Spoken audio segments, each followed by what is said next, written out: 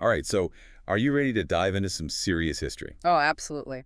Always. Well, today we're tackling Kaiser Wilhelm II, The last German emperor. the one and only, that's right.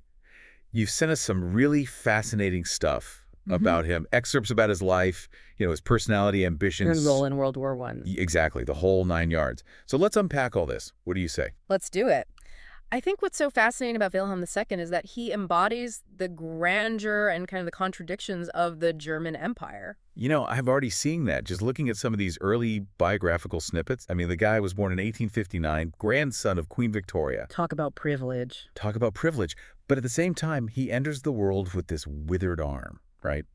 Erb's policy. Erb's palsy, yeah. Yeah.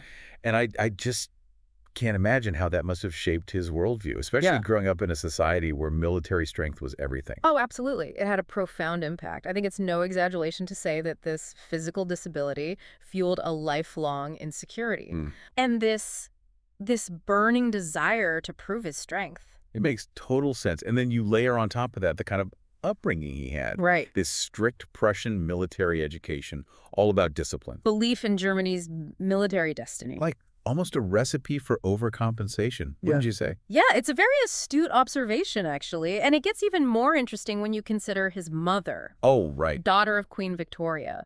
She actually tried to instill in him British ideals, Really? Like what? like liberal values, constitutional monarchy. Talk about a clash of influences. Yeah, you've got this Prussian militarism versus British liberalism all playing out within the future Kaiser. Did any of his mother's teaching stick, do you think? From what I can tell, it seems like Wilhelm largely rejected them. Really? Yeah, clung to that Prussian mindset. Interesting. Which brings us to 1888. Okay.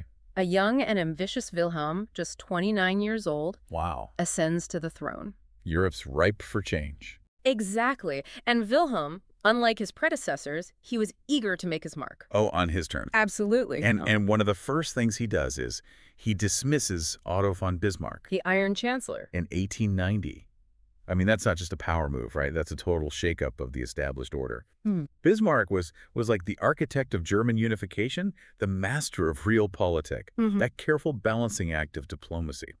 Why would Wilhelm toss all that experience aside? Well, from what I've gathered from these sources, Wilhelm felt that Bismarck's cautious approach was holding Germany back. He had his own grand vision, Ah, okay. something he called Weltpolitik, Weltpolitik. a bold, some might say reckless foreign policy. Okay, but what did that mean? What was he aiming for? Essentially, Weltpolitik was about projecting German power Okay. on a global scale, I mean, so expanding Germany's colonial empire? achieving economic dominance, Ah. and perhaps most importantly, building a navy capable of challenging Great Britain. That's a tall order. It is. You mentioned colonial expansion. It's interesting because looking through these sources, you see that Germany did acquire some colonies, right? In Africa, the Pacific. Yeah. But it was nowhere near the scale of the British or French empires. Yeah. Do you think that fueled Wilhelm's ambition even further? Like he had something to prove? It's a very plausible interpretation. It seems he felt a constant need to assert German strength, especially compared to what he perceived as Britain's declining influence. Yeah. And this ambition, coupled with his personality, well, this is where things get interesting and perhaps a bit concerning. All right, let's talk about Wilhelm's personality. Yeah. Because from what I've read, the guy was, well, let's just say he wasn't known for his diplomatic tact. That's putting it mildly. Okay, so give us the details. What are some of the biggest blunders that stand out? Well, there's the Kruger telegram, Oh, right. 1896, where he congratulates the Boers for resisting British rule in South Africa. Oh, yeah, that went down well. Yeah, not a good look in London. Then there's the Daily Telegraph affair. Oh, yeah, in 1908. He gives this incredibly undiplomatic interview, basically accusing Britain of being paranoid and jealous of Germany's rise. Just throwing fuel on the fire. I mean, I'm seeing in these sources that his advisors often tried to rein him in. But he seems to have been utterly convinced of his own brilliance, almost like he couldn't resist poking the bear. Especially when it came to Great Britain. Yeah. Which brings us to perhaps his most consequential obsession, I could lay it on me. building a massive navy. The Anglo-German naval arms race. Exactly. A key factor in escalating tensions before World War I. Almost as if he was actively setting the stage for conflict, whether he realized it or not. So we've got this volatile leader, right? Right. With a grand vision for Germany, but who also seems to be his own worst enemy on the diplomatic stage. What was happening within Germany itself during this time? What challenges was he facing on the home front? Well, Germany was undergoing a period of rapid transformation. Oh. Industrialization, urbanization, booming population. But all this progress came with some growing pains. Right. Social unrest, labor strikes. Makes sense. And the rise of the Social Democratic Party. Which was advocating for? Workers' rights. Yeah. Democratic reforms. Ah, that sounds like a powder keg. Yeah. How did Wilhelm, with his authoritarian leanings and belief in traditional values, how did he handle this kind of internal pressure? Not well. Really? He saw the Social Democrats as a threat. To his authority? Exactly. And he tried to suppress them, which backfired spectacularly. It's almost like he couldn't grasp that a modern industrialized society couldn't be ruled with an iron fist forever. He was stuck in that Prussian mindset. Obedience, hierarchy, all that. Exactly. So you've got a ruler who's struggling to adapt to a changing world, both internally and on the international stage. Absolutely. And all of this is happening against the backdrop of a rapidly militarizing Europe. With this tangled web of alliances. So where do we go from here? Well, the year is 1914, and the assassination of Archduke Franz Ferdinand In Sarajevo. is about to set off a chain reaction that will plunge Europe and the world into the abyss of World War I. And I have a feeling that Kaiser Wilhelm II, with all his complexities and contradictions, will be right at the center of it all. I will delve into that next time. Last time, we left off with Germany and really all of Europe on the brink of war. About to explode. It's 1914, tensions are high, and then boom, Archduke Franz Ferdinand is assassinated. In Sarajevo. Talk about a spark igniting a powder keg. Exactly. And you've sent us some sources that really delve into the July crisis. This chaotic month leading up to the war. And Wilhelm's role in it. I'm happy to share my thoughts. So what was going through Wilhelm's mind after the assassination? Well, it was a shock to everyone, obviously, Hitler's. including Wilhelm. But in some ways, it's almost like he saw it as an opportunity to finally assert Germany's dominance. He offered Austria-Hungary what's become known as the blank check. The blank check. What does that even mean? Essentially unconditional support, even if it meant going to war with Russia. Wow. So he was basically saying to Austria-Hungary, do whatever you need to do. I've got your back. We've got your back, knowing that it could lead to a much wider conflict. Precisely. And you have to remember, Austria-Hungary saw this as their chance to crush Serbian nationalism, which they saw as a threat to their empire. Right. So Wilhelm's assurance emboldened them to take an incredibly hard line. I mean, was anyone trying to talk him down? Oh, absolutely. His advisors, some military leaders, even foreign diplomats, they understood the potential consequences of a continental war.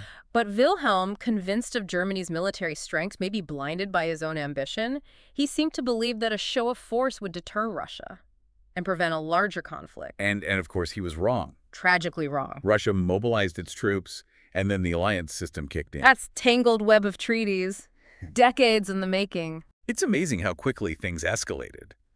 Suddenly, it wasn't just Austria-Hungary versus Serbia. It was Germany and Austria-Hungary against Russia, France, and eventually Great Britain. It really underscores how interconnected global politics were, how one leader's actions could have such devastating consequences. Okay, so the world's at war. Wilhelm gets his wish, in a sense. I mean, Germany's finally on the world stage, but not in the way he probably imagined. What kind of wartime leader did he prove to be? Initially, he was full of bluster and bravado. Really? Convinced of a swift victory. There's that famous quote where he declares that his troops would be home before the leaves fall from the trees. Oh, wow. But as the war dragged on and the reality of trench warfare set in... Yeah, the sources paint a pretty grim picture of life on the front lines.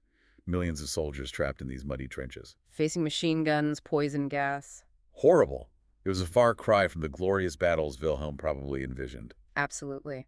The romantic notions of war were quickly shattered, and as casualties mounted, Wilhelm's leadership came under scrutiny. So, did he step up and take control? Ironically, the war that was supposed to be his grand stage actually led to a diminishing of his role. How so? As the conflict intensified, military leaders like Paul von Hindenburg and Erich Ludendorff, they gained more and more power. Effectively sidelining Wilhelm. So the guy who was so eager to assert his authority ends up being overshadowed by his own generals. Right. What was he doing during all of this? He made public appearances, visited troops, tried to maintain morale. But he wasn't calling the shots anymore. The war exposed his limitations as a leader. In what way? His lack of strategic thinking, his indecisiveness. Yeah. He was a master of the grand gesture, but not so much the messy realities of war. What about within Germany itself? How are people coping with the casualties, the economic hardship? Well, the British naval blockade was taking its toll, leading to food shortages, rationing. There were strikes, protests, calls for reform. So the war actually fueled the demand for more democratic participation. It exposed the weaknesses of Wilhelm's authoritarian rule. So he's trapped in this war that he can't control, and his own people are turning against him. What was the final straw? Well, by 1918, Germany was on the verge of collapse. The Allied powers were gaining ground. With the U.S. entering the war. Exactly. And internally, unrest was reaching a fever pitch, culminating in the German Revolution. In November of 1918. Sailors mutinied in Kiel, and it spread across the country. So what did Wilhelm do? Facing pressure from all sides, he had no choice but to abdicate. Wow. November 9th, 1918, he fled to exile in the Netherlands. A dramatic and ignominious end to his reign. The once mighty Kaiser, forced to watch as his empire crumbles. What a fall from grace. But the story doesn't end there, right? What happens next? Does he try to rebuild his life? Does he accept responsibility for his actions? We'll find out in the final part of our deep dive. We've followed Wilhelm's life from his birth, his ambition, war, exile, and this struggle for legacy. But it doesn't end with abdication, does it? You gave us some sources about his life in exile. What did you find out? Wilhelm's life after abdication is almost as interesting as his reign. You have this once powerful emperor living in a manor called Huisdoorn in the Netherlands. Not quite a palace. Not quite a palace, no, but still a far cry from the trenches. Right, where millions died because of his actions. Yeah. I can only imagine, like, the bitterness he must have felt. Did he ever come to terms with it? With the war? Germany's defeat? Did he ever take responsibility? Well, from these sources, Wilhelm spent a good chunk of his exile trying to rewrite history, you know? Yeah. He blamed everyone but himself. Like, The Jews, the socialists, the German military, even his own advisors. how? He published memoirs, gave interviews, trying to convince the world that he was a victim, not the architect of his own downfall. So no self-reflection, no mea culpa from the man who once held the fate of Germany in his hands. It seems like that stubbornness, that inability to admit fault, it never left him. Maybe some glimpses of regret, but never full acceptance. He seemed to believe that he acted in Germany's best interests, that his ambitions were noble, even if his methods weren't. It's a fascinating psychological puzzle, how someone can be so blind to their failings. It's Shakespearean, isn't it? The fallen king clinging to his lost glory. But what did he do with all that time? Yeah. All that time in Huisdoorn? Was it just bitterness and brooding? Surprisingly, no. He kept busy, actually. He chopped wood, gardened, wrote extensively, even became an avid collector of porcelain birds. Porcelain birds. That's an interesting hobby for a former emperor. It's almost a surreal image. You're this man who dreamed of world domination, now surrounded by these delicate figurines. It is a striking juxtaposition, and it speaks to the complexities of his character. Even in exile, he remained an enigma. A blend of grandeur and what? Pettiness? Ambition, delusion, a man out of time, trapped in memories of a lost empire. Makes you wonder what he thought about in those quiet moments. Did he yearn for power? Regret his choices? We can only speculate. But his writings, accounts from those who knew him, they suggest he never let go of the past, obsessed with his legacy, desperate to be remembered as a strong, decisive leader. The opposite of how it ended, really. A leader whose ambition led to his downfall and the destruction of his empire. It shows that history is written by the victors, but the truth is always more complicated. Absolutely. Wilhelm's story is a perfect example of that. He was intelligent, charismatic, but deeply flawed. Yeah. His ambition, undeniable, but paired with impulsiveness, insecurity, a lack of self-awareness. It's a potent reminder that even those in power can be undone by their weaknesses. So as we wrap up our deep dive into Kaiser Wilhelm II, Yeah. what's the takeaway? What can we learn from this tragic tale? I think Wilhelm's story is a warning about unchecked power, the importance of diplomacy, and the consequences of bad leadership.